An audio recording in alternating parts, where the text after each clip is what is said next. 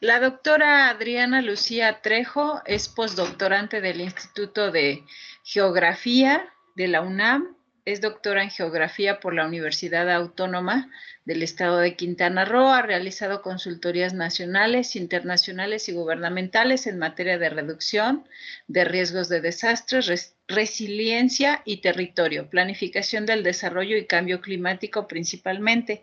Ha impartido también conferencias, ha coordinado libros, escrito artículos y capítulos del libro y se ha desempeñado como docente en varias universidades, diplomados y especialidades, sobre todo en el área de gestión del riesgo de desastres y su relación con el territorio. Adelante, doctora.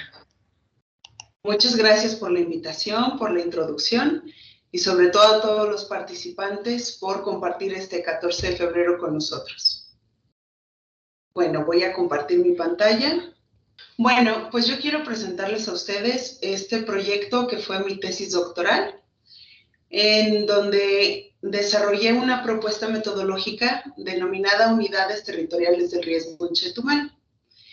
Entonces, para aquellos que no están tan familiarizados con la zona, quiero presentarles un contexto de manera muy general, que, bueno, esta es la península de Yucatán, este es el estado de Quintana Roo, y Chetumal se encuentra justo al sur, frontera con Belice.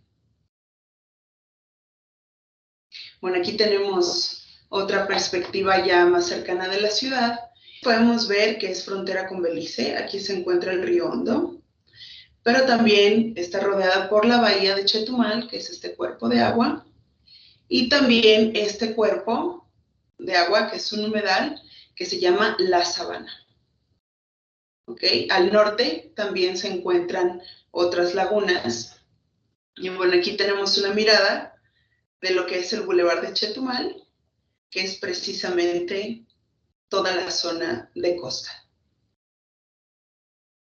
Entonces, la población total de Chetumal para el 2020 era de 230,000 personas aproximadamente.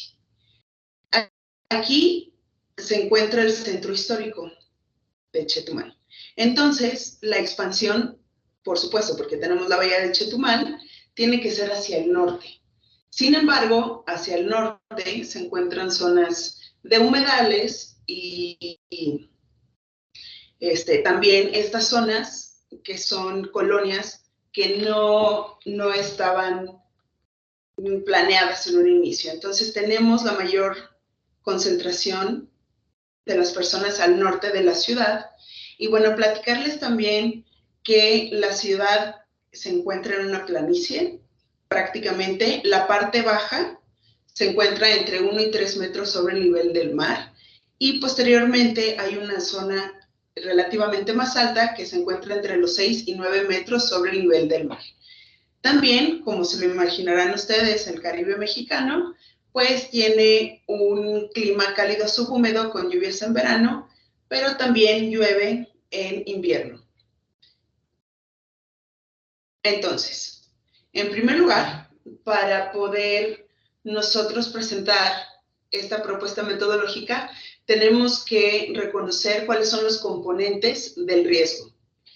Entonces, reconocemos que el riesgo es de manera, por supuesto, muy general. Podemos pensar que es el componente externo, que es la amenaza o el peligro. En este caso lo utilizamos como sinónimos. La vulnerabilidad y la exposición. Estos tres componentes son súper necesarios para que entonces tengamos nosotros el riesgo. Entonces, vamos a ver esta propuesta metodológica. Primero, tenemos que identificar dentro de los componentes del riesgo los principales peligros o amenazas. En este caso, tenemos el peligro por huracanes en Chetumal. Como es zona tropical, ya vimos que se encuentra directamente también en esta línea donde pasan los huracanes. Entonces, como podemos ver, tenemos un peligro muy alto casi en la mayoría de la ciudad para los huracanes. Asimismo, por la conformación de la roca, que es roca kárstica, existe un peligro por hundimientos en Chetumal. De hecho, podemos ver aquí, hay un zoom. Esta es la zona baja, que se encuentra dentro de 1 a 3 metros sobre el nivel del mar, y es aquí en donde se encuentra la mayor parte de los baches. Y estamos hablando de baches bastante grandes y bastante profundos, y también que son recurrentes. Podemos ver asociado a este peligro de hundimientos también el peligro por karstificación. Aquí podemos ver también la zona baja, que es en donde se encuentra más la karstificación. Y también aquí en una zona media, que está relacionada con la inundación por lluvias. ¿Qué es la karstificación? La roca kárstica, que es toda la planicie de Yucatán, que se está levantando lentamente, estaba conformada por el lecho marino. Entonces, esta roca es muy dura, sin embargo, es muy soluble para el agua dulce. Entonces, el agua de lluvia también, junto con el agua de mar, hace que sea muy soluble y entonces se vayan formando estas cuevas, estas cavernas, estos baches, estos hoyos, estas subsidencias. Entonces, aquí podemos ver que estos 4 peligros, que son los principales que existen en la ciudad y que también son los que contábamos con los datos, porque esto es importante, ya que el CENAPRED justo acababa de sacar para el 2019 toda esta información de todos estos peligros. Pensé que era importante que utilizáramos estos insumos con los cuales ya se había destinado tiempo, recursos, y así así optimizáramos. Entonces, aquí estamos utilizando dentro de los peligros del CENAPRED estos datos que también estaban a nivel manzana. Entonces, también aquí tenemos el peligro por marea de tormenta en Chetumal, que está delimitado por esta zona de transición entre la parte baja y la parte alta. Y entonces aquí les tengo algunas fotografías del 2019 con un huracán que se desarrolló en Honduras, que fue Cristóbal, y que aquí ya no llegó como huracán propiamente, pero sí como una tormenta tropical. Y entonces aquí podemos ver el bulevar, esto es un auto, y comentarles que las inundaciones llegaban hasta 3 cuadras adentro de la ciudad. Aquí tenemos otro punto de la ciudad, que es esta mancha grande de inundación que veíamos antes, y en donde podemos ver cómo está totalmente inundado el estacionamiento de estas plazas, que además debo comentarles que las personas de Chetumal ya están acostumbradas a vivir bajo estas condiciones, un poco de lluvia, hay encharcamiento, hay inundaciones. Aquí también podemos ver el fenómeno de marea de tormenta, que es el que les comentaba anteriormente, que este es por el viento y las olas, el agua que pasa del otro lado. Entonces, miren, aquí estamos sobre 1 metro sobre el nivel del mar y, por supuesto, es fácil que el agua pase. Y aquí estamos del otro lado de la banqueta para que vean la dimensión del agua. Y esto también fue un evento importante. El 18 de agosto del 2022 vino las lluvias que fueron con la onda tropical 23. Entonces aquí tenemos a la península de Yucatán y miren, justo encima de Chetumal es en donde estaban las lluvias más fuertes. Por supuesto, hubo muchas consecuencias negativas porque no se estaban esperando una precipitación tan intensa en tan poco tiempo. Entonces el sistema de drenaje colapsó y se empezó a juntar todo el agua y también aunado a la marea de tormenta. Y bueno, pues quiero enseñarles rápidamente un video de lo que pasó, unos testimonios, y pues que vean la dimensión de las inundaciones solo en ese día con esa precipitación.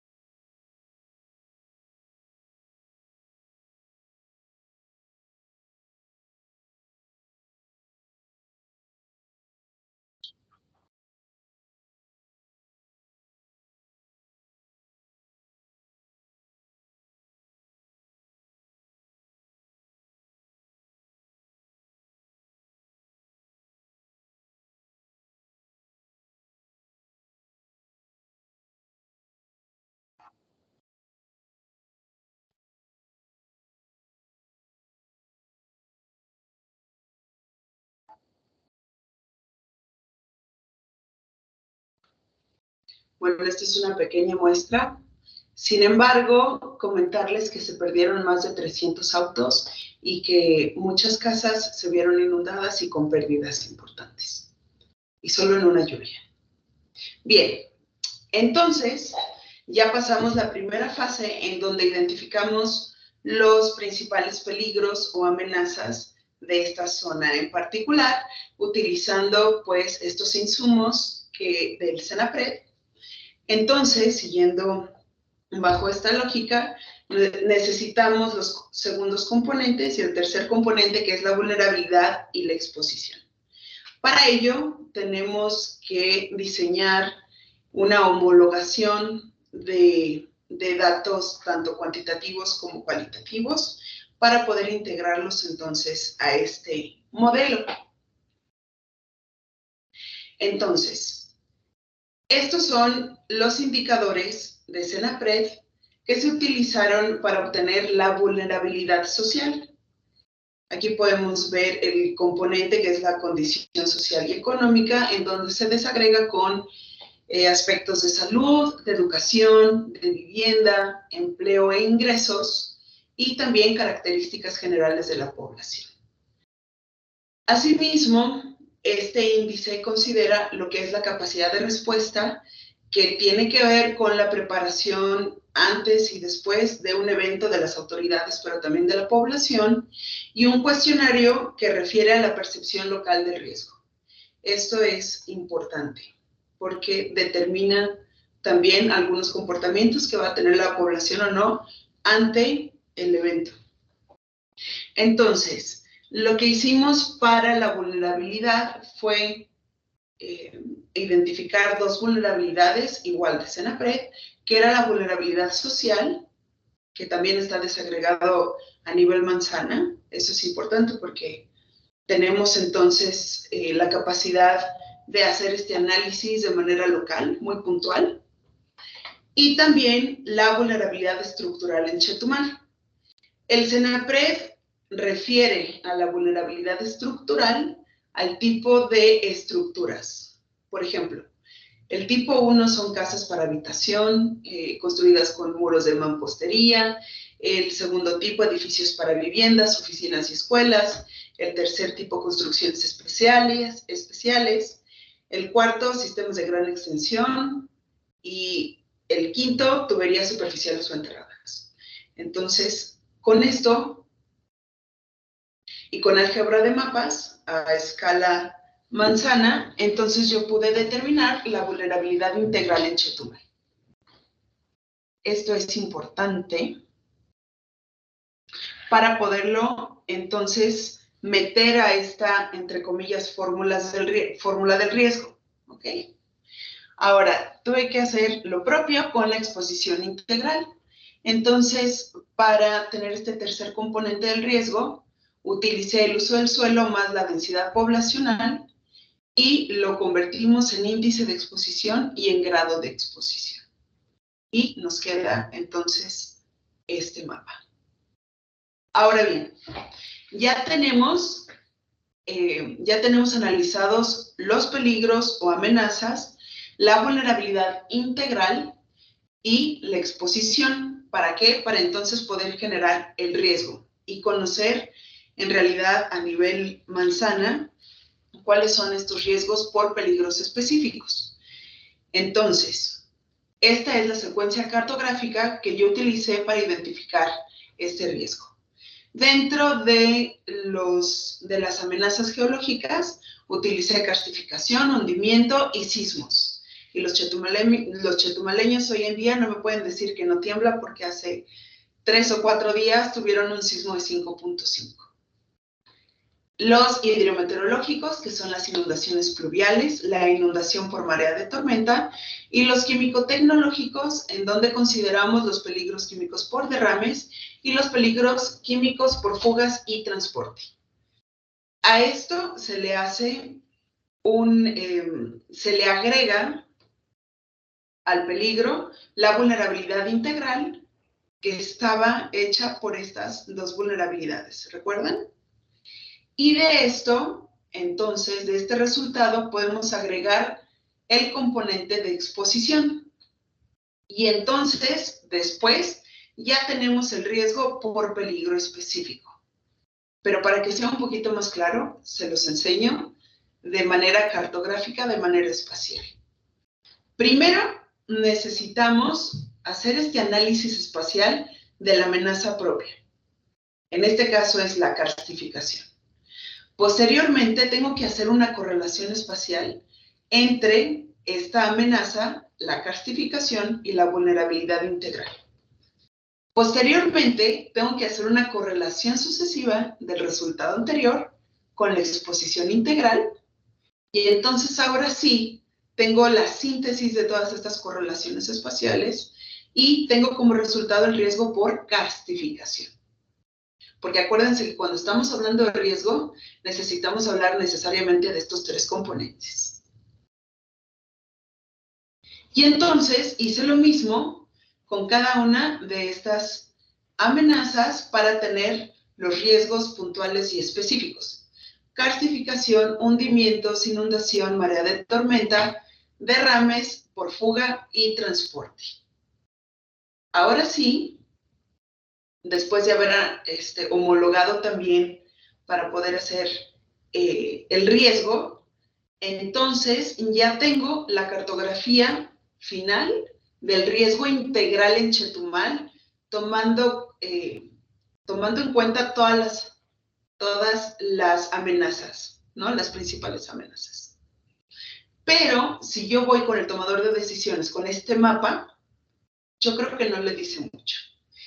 Entonces, tuvimos que seguir profundizando para ver de qué manera nosotros podemos traducir esta información y desagregarla todavía más para que entonces tengamos algo con lo que podamos llegar con el tomador de decisiones y que le llegue el mensaje. Entonces, en función de la ocurrencia, de la magnitud y de la intensidad de las amenazas, y a partir de una zonificación de áreas prioritarias para la atención de emergencias, yo, desde el sistema de información geográfica, utilizo lo que es el álgebra de mapas para pedirle a este programa que haga una correlación espacial de grupos, pero grupos que sean que sus componentes sean muy homogéneos, o sea, que se parezcan mucho entre ellos, pero que estos grupos sean muy diferentes entre sí, para entonces tener distintos patrones espaciales. Y el resultado fueron 5 grupos, a los cuales yo denominé unidades territoriales de riesgo, que sería la unidad territorial de riesgo 1, la UTR2, UTR3, 4 y 5. Pero es así como se ve en el espacio, que tiene mucho más sentido. Entonces, tenemos a la unidad territorial de riesgo 1, de color rosa o color rojo, y es un análisis a nivel manzana. Esto es muy interesante. Pero no nada más le voy a decir a este tomador de decisiones que tenemos estos riesgos, sino que yo hice un análisis por amenaza puntual, y entonces yo puedo, a través de esta álgebra de mapas, decirles cuál es el promedio del riesgo por peligro. ¿Cuál sería entonces la prioridad de los riesgos por peligro de su ocurrencia? Y entonces clasificarlos y jerarquizarlos por peligro específico. Entonces, traducción. La unidad territorial de riesgo 1 no es que le tengas que invertir todo al mismo tiempo, sino que debes poner primero tu prioridad en estas acciones para mitigación, talleres de concientización, etcétera, en el peligro de carstificación. Posteriormente, en el peligro de sismos. Después, inundaciones, marea de tormenta. Y después, hundimiento y derrames, fugas. Entonces, cuando tú le estás diciendo esto al tomador de decisiones, que tienes la información por manzana, pero también por prioridad, de acuerdo a la amenaza, entonces es mucho más fácil para ellos entender que no se tiene que que invertir tanto para toda la ciudad parejo. Y esto ayuda, por supuesto. Y también este tipo de análisis podemos separar las unidades territoriales del riesgo y además decirles, hay un comparativo de estos grupos. La UTR1 tiene 334 manzanas, lo que representa casi el 30% de la ciudad. Y así nosotros vamos a ir desagregando, pero no solamente eso. Aquí podemos ver la UTR1, la 2, la 3, la 4 y la 5. Pero no solo eso, le podemos decir, tenemos mucha información cargado en el sistema de información geográfico y entonces podemos correlacionar distintos aspectos. Por ejemplo, el estrato socioeconómico nada más de esta unidad territorial. Las inundaciones, asociarlo con los otros fenómenos o con las otras amenazas. Aquí podemos ver que están presentes la karstificación y la inundación más la marea de tormenta. ¿Ok? También podemos decir, este es el uso de suelo de esta unidad territorial. Y no solo eso, ¿en dónde están tus refugios? ¿En dónde están los hospitales, las clínicas, pero también la población con discapacidad? Para saber qué tan accesibles son, si hay rutas de evacuación, etc. Y también la karstificación, lo podemos ver por amenaza.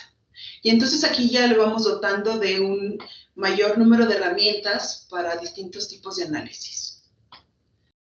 Bueno, por último, ya podemos hablar del desarrollo de unas políticas generales de actuación para la planificación del desarrollo territorial, porque debemos evidentemente conocer el territorio, cuál es, cómo se encuentra actualmente para entonces poder nosotros planificar y en primer lugar no generar nuevos riesgos.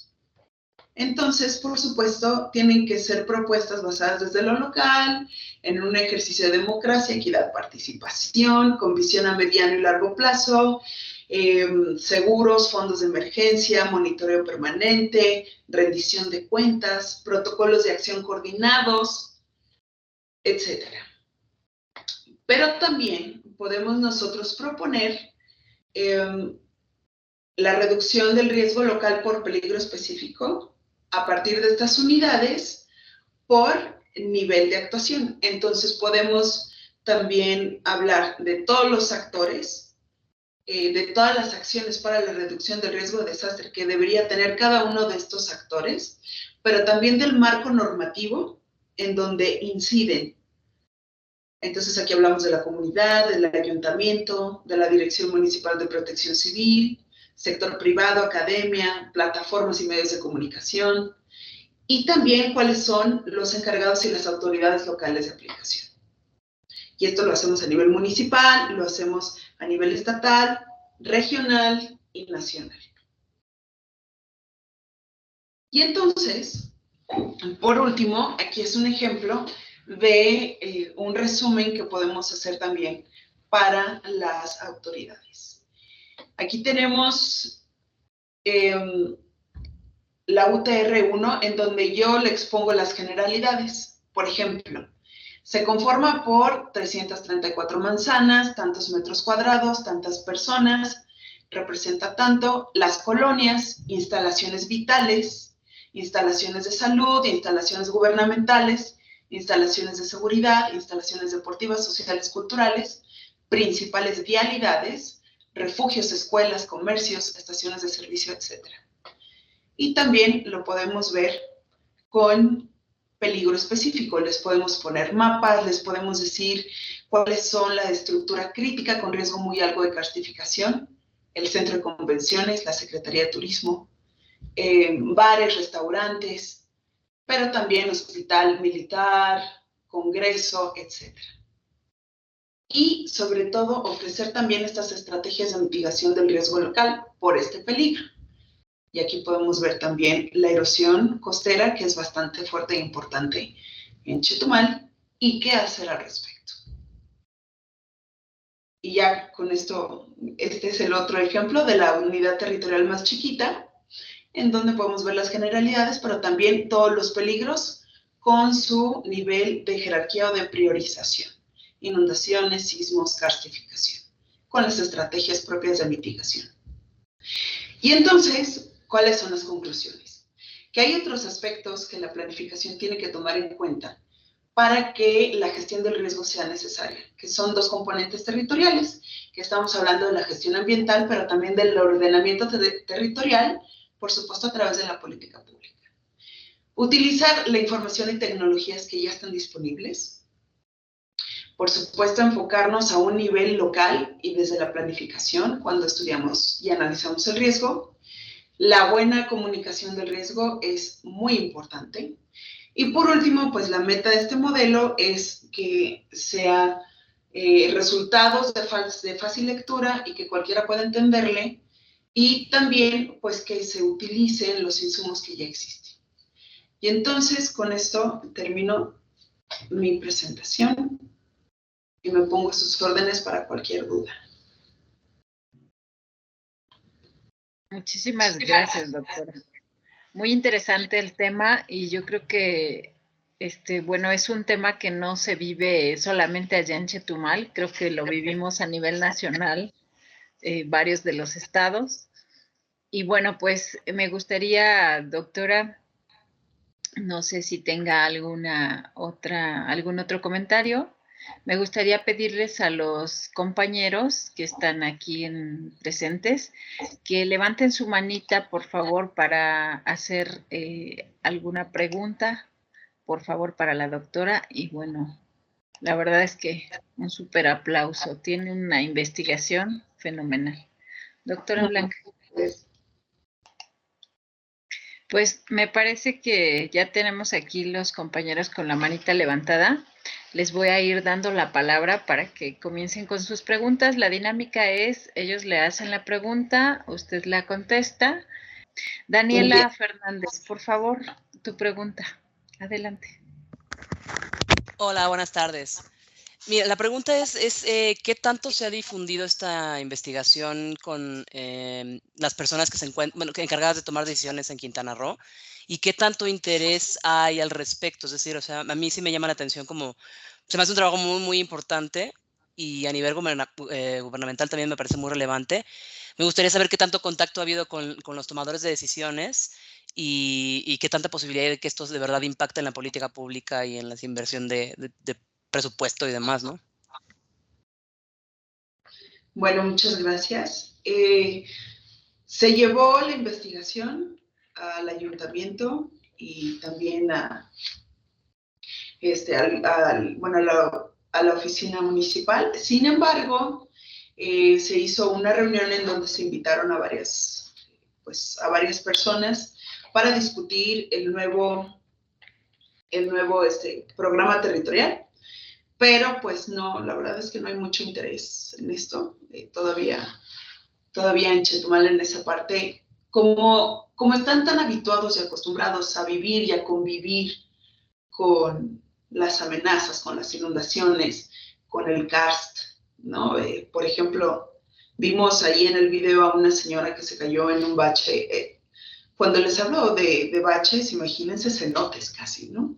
Entonces, cuando la gente que está manejando allí llueve, la recomendación es no lo hagas porque sí es un peligro. Entonces, están tan habituadas ya a este tipo de eventos que en realidad no hay mucho interés de parte de las autoridades. Siempre las respuestas son reactivas.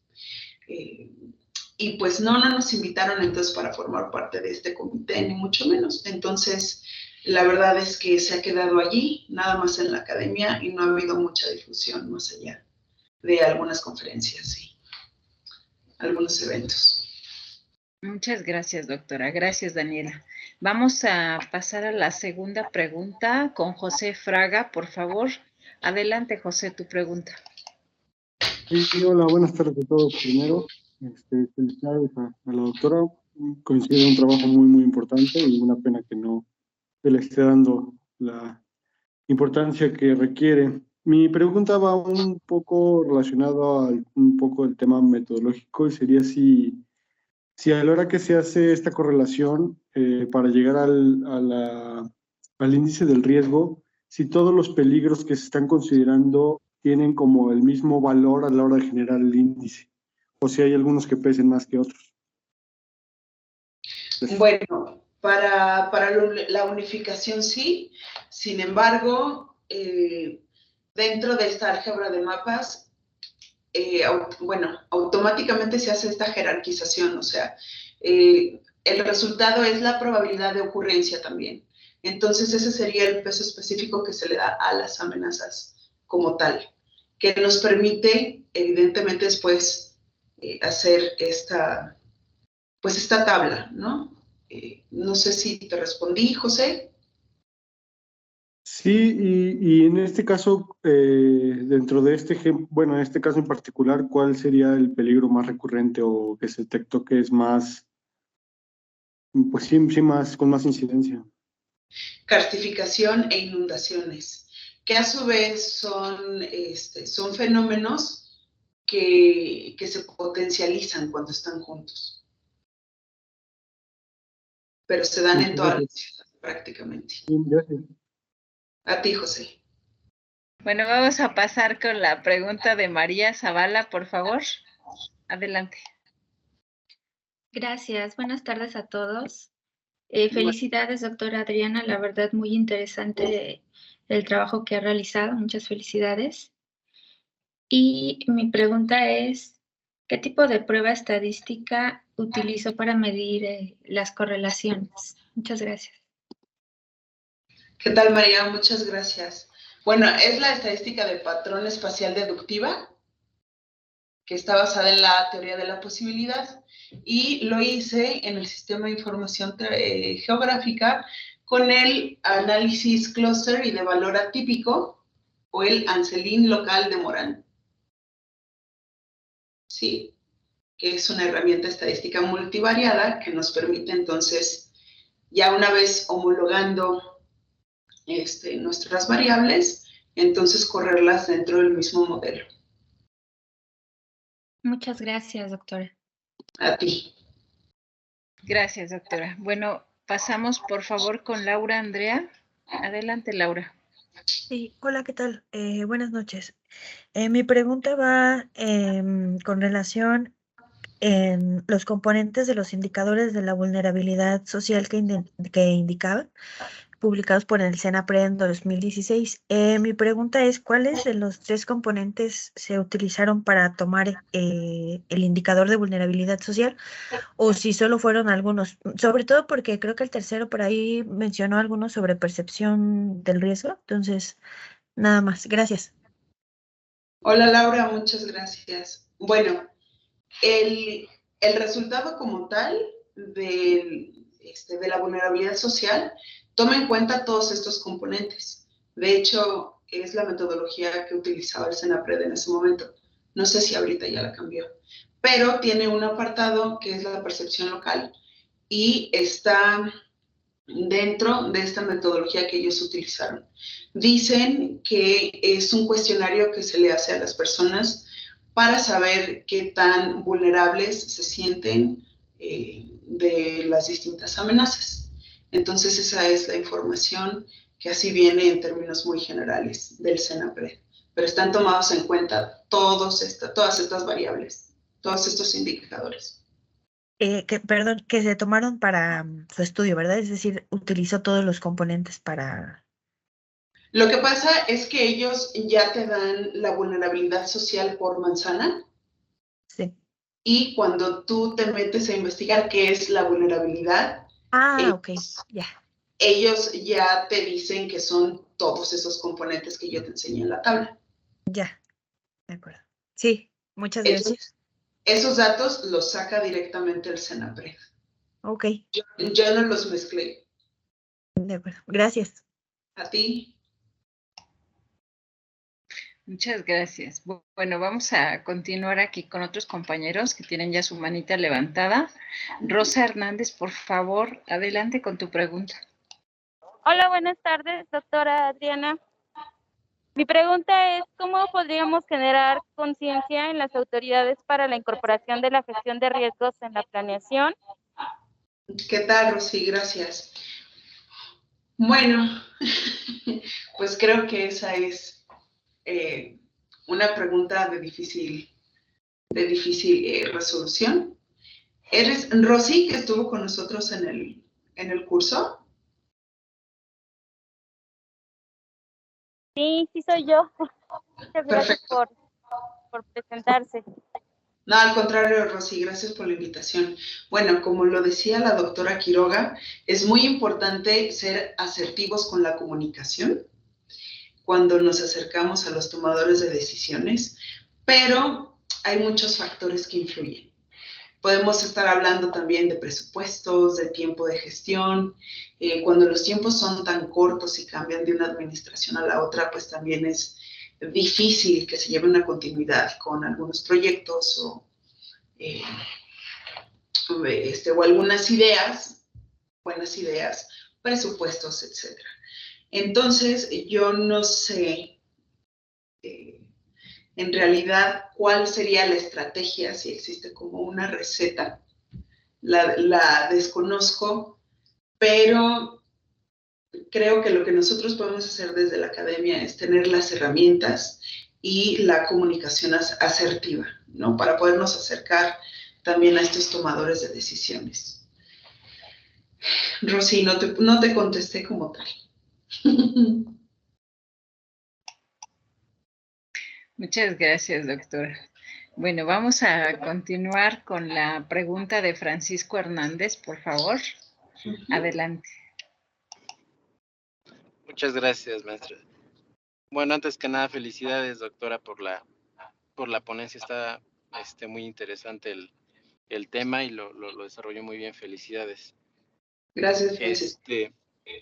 Mi pregunta es un poco más enfocada como al tema de, como dice usted, ya es una situación cotidiana que en este lugar, pues ya la gente hasta cierto punto esté como acostumbrada a las inundaciones y este tipo de fenómenos. Acá la pregunta es, esta situación es derivada de una mala planeación de infraestructura, de contaminantes hacia el drenaje, o qué es lo que ha generado que se inunde y que no haya una correcta desagüe de agua. Ok, muchas gracias, Francisco. Bueno, pues la ciudad de Chetumal, como las ciudades en Quintana Roo, han tenido un crecimiento poco planeado, desbordado y muy rápido. La ciudad de Chetumal es un poco diferente porque tiene poco más de 100 años y se hizo políticamente hablando para defender el territorio mexicano y que los ingleses dejaran de comerciar con los mayas madera por armas, porque acuérdense que hubo una resistencia maya en la península. Entonces, así comienza la ciudad, pues sin alguna planificación, ¿no? O sea, sin realmente pensar que iba a crecer mucho. Les comentaba que está rodeada de agua. Entonces, pues obviamente esto genera algunos retos para su propia construcción. Sin embargo, ¿qué pasó a mediados y finales del siglo pasado? Que tuvo un auge en el comercio.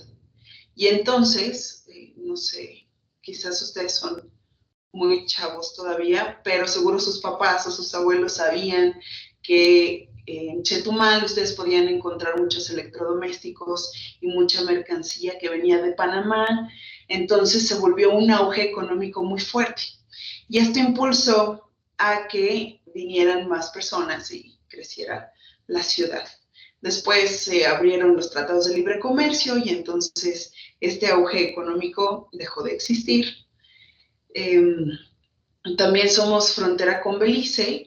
Platicarles que antes las construcciones, las casas, eran al estilo caribeño inglés, o sea que eran de madera. Todavía quedan algunas casas de madera. Cuando vayan se den una vuelta. Y entonces hubo un huracán que se llamó Janet y las personas no tenían conciencia de los huracanes y demás y prácticamente arrasó con toda la ciudad.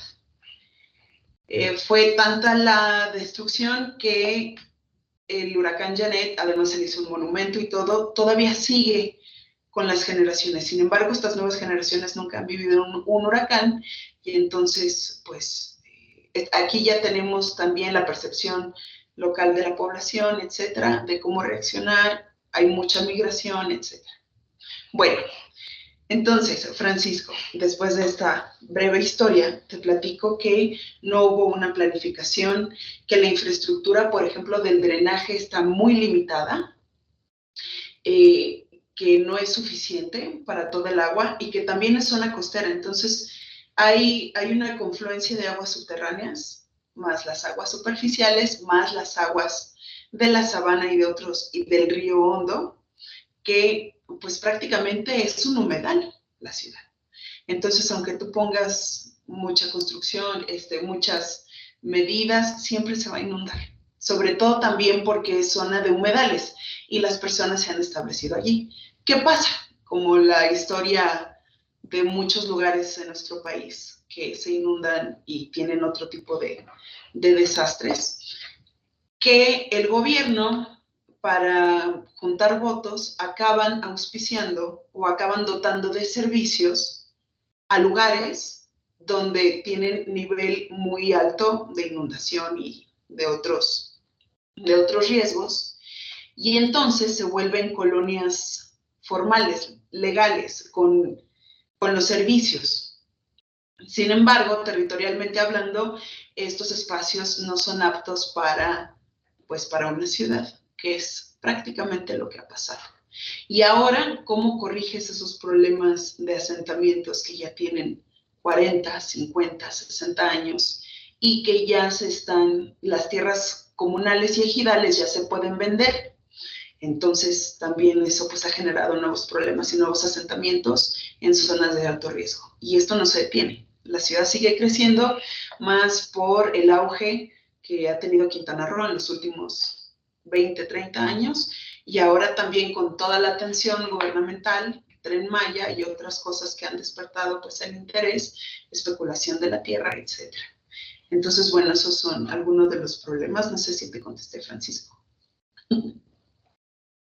Sí, doctora, muchas gracias. A ti. Seguimos con la pregunta de Daniela, por favor. Sí, tengo otra duda.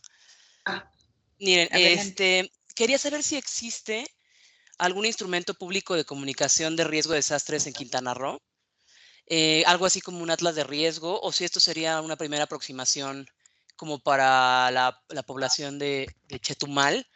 Y, bueno, o sea, ¿qué tanto acceso tiene la población general como a este tipo de información, ¿no? Como para tomar decisiones desde la gente que no toma decisión, ¿no? Bueno, pues existe el Atlas de Riesgo Municipal, aunque ese fue hecho en 2012, ya se está trabajando en una actualización. Sin embargo, este ejercicio que se hizo a nivel manzana no existe y pues en realidad no, bueno, pues está en las plataformas en línea, pero dudo que alguna persona quiera sumarse a ver. O sea, si no eres parte de la academia, yo creo que no tienes conocimiento al respecto, o no sé, hasta ahí me quedo en ese sentido, pero sí existen los canales de comunicación, que es de protección civil, que están coordinados a nivel estatal, municipal, y ellos son los que se encargan también a través de la radio, de la televisión, de emitir los mensajes de emergencia. Y en realidad es bastante efectivo. De hecho, los últimos huracanes que se han vivido, sobre todo al norte del estado, bueno, pues han sido saldo blanco. Y entonces eso ya te habla de también una buena comunicación y también una buena gestión en ese sentido. En Chetumal es un poco diferente a las ciudades del norte, como les platicaba, que están prácticamente volteadas hacia el turismo, que es más del 85% de la actividad económica. En el sur, en Chetumal, pues prácticamente toda la población se dedica al gobierno, porque es la capital de Quintana Roo. Entonces, pues son problemas un tanto distintos, pero En ese sentido, pues sí tienen una comunicación efectiva para fenómenos hidrometeorológicos. Gracias. A ti. Muchas gracias, doctora. Magda, por favor, si nos haces favor. Buenas tardes, gracias. Buenas Quisiera saber si considera que debería existir un mayor proceso de difusión en relación a este tipo de proyectos para que la población también conozca el nivel de riesgo en el que se les está considerando, o si es como obsoleto en sí. Bueno, yo creo que todo tipo de información debe ser difundida y debe ser conocida. Por supuesto, ya para que tú puedas tomar tus propias decisiones y también conocer si estás en riesgo o no y respecto a qué. Yo creo que de entrada eso es algo a lo que todos deberíamos tener derecho para poder tomar alguna decisión sobre construir un patrimonio, adquirir un patrimonio, etc. Entonces, sí, la verdad es que nosotros como académicos se supone que debemos encargarnos de la difusión de la ciencia, hacer la ciencia, etcétera, pero también tenemos que trabajar en este puente para la población y también para el servidor público. Entonces, eso es algo que definitivamente yo tengo que trabajar, tengo que hacer llegar a más personas mi investigación, sobre todo que este es un modelo que no deja de ser una abstracción de la realidad, pero vimos que que tiene un nivel de certeza debido a las proyecciones y lo que ocurrió, por ejemplo, en el 18 de agosto del 22. Entonces, yo sí creo que las personas deberían informarse, conocer, y bueno, hay herramientas, quizás no a este nivel tan puntual, pero que sí también debe haber una corresponsabilidad de nosotros para saber en qué riesgo o qué elementos se encuentran y poder tomar decisiones. No nada más a nivel económico, pero también para salvaguardar nuestra integridad, nuestra salud, y también exigirle a las autoridades, ¿no? Para obras de mitigación o que estemos seguros, pero sí tener una corresponsabilidad para poder estar activos, ¿no? En ese sentido. Gracias, Magda. Bueno, pues no sé, doctora, si tenga usted algún otro comentario. Adelante. Bueno, pues agradecerles la atención, decirles que si quieren más información respecto a la metodología o a esta investigación, con todo gusto se pueden acercar conmigo, mi correo, no sé si lo apuntaron o algo, y por supuesto, si alguien va a Chetumal, pues avísenme y nos vamos a hacer trabajo de campo de riesgos. Oh, perfecto. Si nos recuerda su correo, porque algunos no pueden ver el chat, por favor. Claro que sí, se los pongo. Es que es como mi segundo apellido, albuerneadriana@gmail.com. Y desearles un 14 de febrero.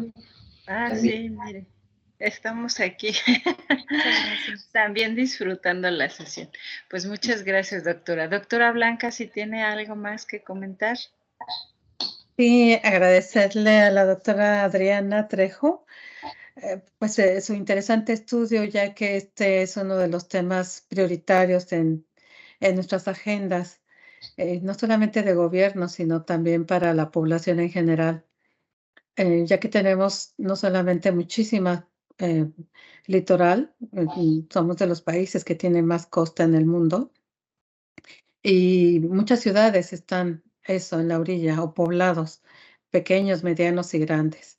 Pero como ya se mencionó al principio, esto no solamente tiene que ver con las grandes ciudades de costa, sino también es algo que nos sucede en el interior, en tierra adentro del continente.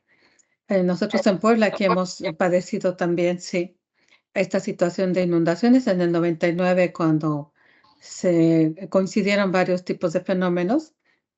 Uno de ellos fue lluvias muy intensas, muy continuas, y con unas precipitaciones que jamás se habían tenido tan intensas, que hicieron que rápidamente los ríos que son de bajo caudal, uno más que otro, se desbordaran y hubo pérdidas de vehículos, pero sobre todo humanas, y eso fue muy, muy grave. Así es que me parece que la metodología que aquí se planteó es muy interesante. Y mi invitación es que, esperamos que se sigan haciendo este tipo de estudios, que también estos estudios se difundan lo más que se pueda, porque habrá que sensibilizar a todos los sectores. Los tomadores de decisiones, así como lo mencionó las autoridades, es muy importante que ellos entiendan que estos son temas prioritarios y que la planeación es un arma de prevención. No solamente es un instrumento burocrático, sobre todo es un instrumento para guiar y orientar la acción. Y que las acciones se tienen que dar de forma, como ya la menciono, que son coordinadas, pero sobre todo informadas y con las herramientas que se están generando, como este estudio que sin duda es muy importante, que pues debería de ser muy conocido, difundido y aprovechado. Los estudiantes que aquí están presentes, y tenemos estudiantes de licenciatura y de posgrado, pues se están nutriéndose con esta información que esperamos les motive también a eso, a sus propios estudios, y que los que tienen que ver con estas temáticas, pues eso puedan contactarla, porque también a nivel de los especialistas hace mucha falta esa difusión de información y esa colaboración y enriquecimiento. Ellos están trabajando, nuestros estudiantes de maestría en ordenamiento del territorio trabajan con problemas de pequeña escala, de escala de vecindario, y enfatizan el trabajo de la gestión, lo que mencionaba. Muy importante la gestión a nivel vecinal. A esas escalas hemos visto que los resultados pueden ser muy más fácilmente alcanzables. Esto de que la gente no solamente conozca, se sensibilice, porque lo primero es no solamente que sufran, que vivan en carne propia el evento, sino porque luego, como lo mencioné al principio, se olvida y ya se vuelve rutinario el tener el desastre como parte de la vida diaria. Y efectivamente, son pérdidas, mínimamente son pérdidas de bienes, de patrimonios, de dinero, de recursos que se generaron con mucho esfuerzo y que pierden su carácter de patrimonio cuando están en un riesgo constante o son afectados por un evento como este. Entonces, con la participación de la gente, cuando la gente se informa, es más fácil y se sensibiliza, es más fácil que pueda tomar una acción al respecto. Y efectivamente también las urbanizaciones ilegales, pues son nuestro gran problema en México y en muchas partes del mundo. Parecía que en todo el mundo, en unos más que en otros. Y informar de cómo se tiene que urbanizar, qué áreas no se tienen que urbanizar y si se urbanizan, pues qué medidas tomar. Y cuando ya está urbanizada una zona muy grande, como está en muchas ciudades, ¿no? Que se inundan cuando llueve, se inundan, suben el nivel. Y esto es lo que tenemos en perspectiva, que las zonas costeras y las zonas inundables cada vez van a ser más propensas a estos eventos desastrosos. Lo que no queremos es pérdidas humanas, pero tampoco pérdidas de bienes. Entonces es un trabajo que tenemos todos ahí como en prioridad. Y muchas gracias por su participación y pues esto, que los estudiantes puedan tener este acceso, como bien lo ha puesto aquí en su correo, para que se sigan pues nutriendo e intercambiando, más bien obteniendo la información. Es posible, por ejemplo, que nos pueda proporcionar su tesis digital para que la puedan consultar. Y en su caso se lo puede mandar a quien la contactó, sería excelente. Y pues también va a tener su constancia, que aquí la profesora Gaby está ahí con esas constancias. Muchísimas Claro que sí. gracias y gracias a todos. A los estudiantes de maestría, pues nos vemos en la sala del curso en unos 10 minutos. Sí, muchísimas gracias, doctora. Al finalizar el ciclo de conferencias le haremos llegar su constancia. Muchas gracias. Al contrario, gracias a todos y que pasen una excelente. Hasta luego. Hasta luego. Muchas gracias. Hasta luego. Gracias. Gracias. Gracias, doctora.